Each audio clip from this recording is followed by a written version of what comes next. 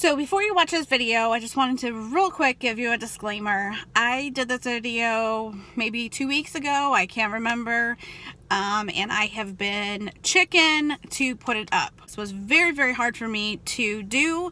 Putting it up here is a huge, like, going beyond, and I'm a TMI person, so I want to end the stigma, period.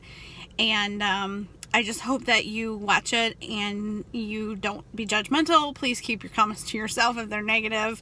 It was very hard for me to do, but I want, if it just helps one person and touches one person, then it was all worthwhile. So thanks for watching. Hello, welcome to my channel.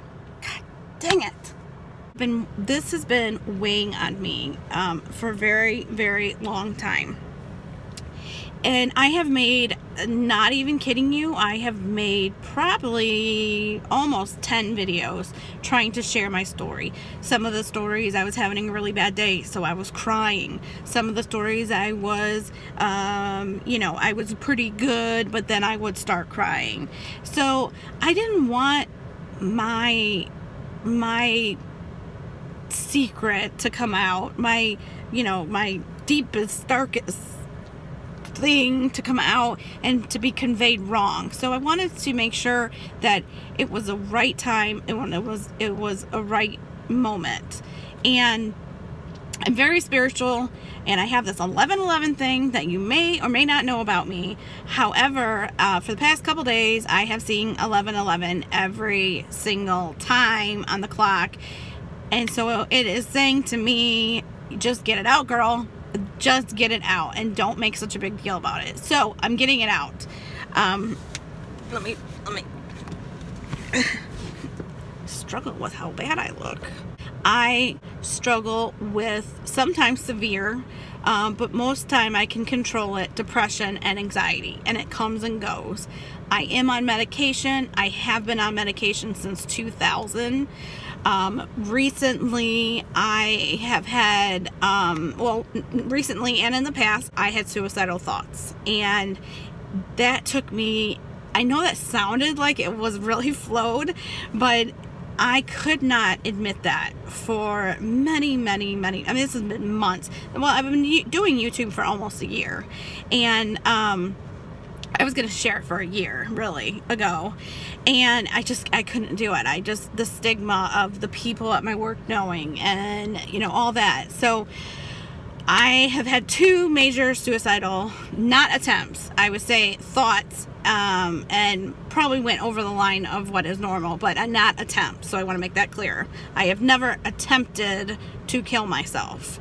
But one was, was after my divorce, my first divorce in 2000, I had a journal. I was very lonely. I had a journal, and I wrote to all my friends and family, goodbye letters, basically, which is kind of, that is definitely taking a step beyond of what is normal. But it just, maybe it was just the lethargic to write it. And I did tell my friend at the time, hey, there's this book, there's this journal, and if something ever happened to me, I want you to give my family this. I don't know if I'm ever going to read it. I haven't read it since, and that's been, 2005, I think. So it's been a long time, and I can't remember what is in it. I think it's very painful. It's a very painful time. So I might read it again. I don't know. At this point, I'm not. And then my second most recent suicidal thoughts came after they changed my medication. Because I had been on medication since 2000, and they changed my medication, and I was having a really tough time. I was contributing it to my YouTube, and that's kind of why I took a break, because I had so much anxiety. Like, I would say I'm more depressed with a minor of anxiety. I thought I had major before I had this episode. No, this episode was a major anxiety. And for anyone who knows what anxiety is, I can best describe it, and how I feel it is, you want to just rip out of your skin, and you just need to get away. You need to get out of your body. You just want to get away from this feeling. So I had a moment where I had pulled over on the side of the road, and I sat there, and I was, of course, crying.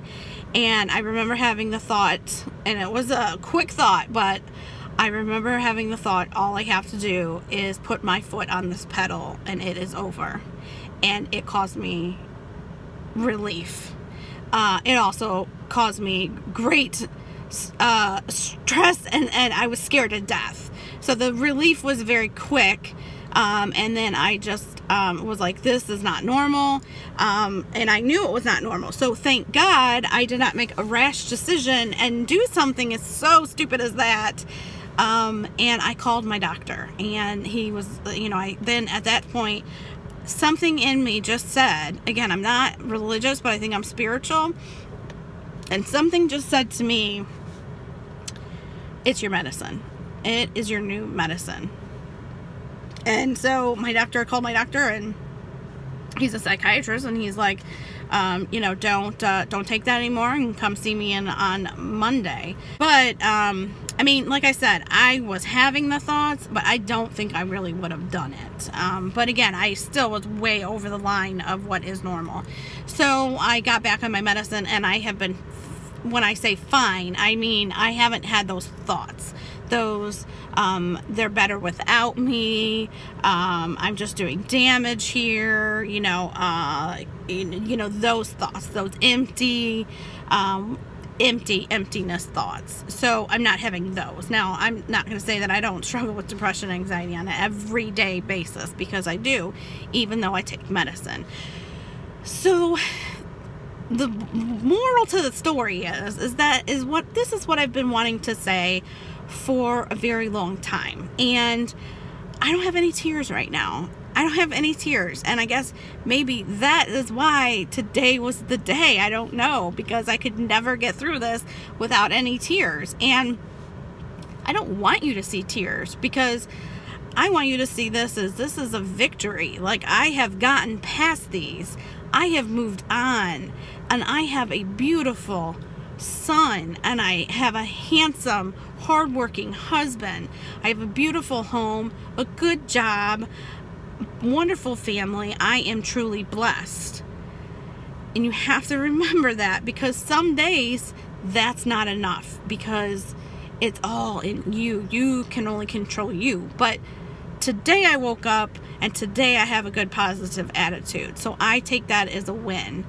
And for me to be able to convey it to you without having any kind of embarrassment, I mean, there's always going to be a little bit, but embarrassment and shame and crying, I think this was just meant to be the day, I guess.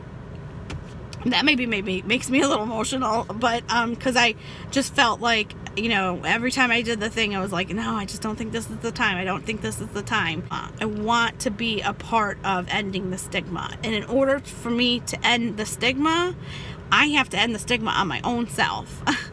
And I guess that's where I am today. Write it down, August 29th. That is where I'm today.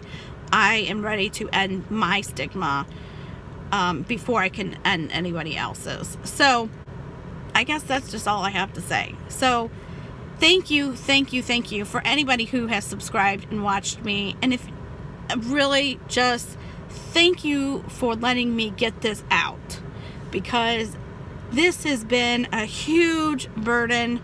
Like I said, I've been struggling with this a year to kind of come out and say it.